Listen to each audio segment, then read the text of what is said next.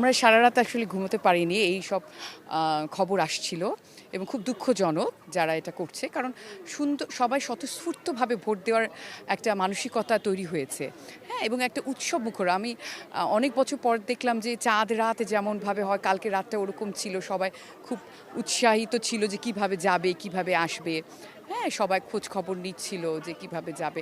তো এরকম একটা পরিবেশে হঠাৎ করে যখন এরকম খবরগুলো আসতে শুরু করলো যে এখানে টাকা দেয়া হচ্ছে, ধরা পড়ছে, আমি তো কয়েক জায়গায় শুনছি বাঁশ কাটা হচ্ছে পরিস্থিতি ঘোলাটে করার জন্য, এরকম ধরা পড়ছে।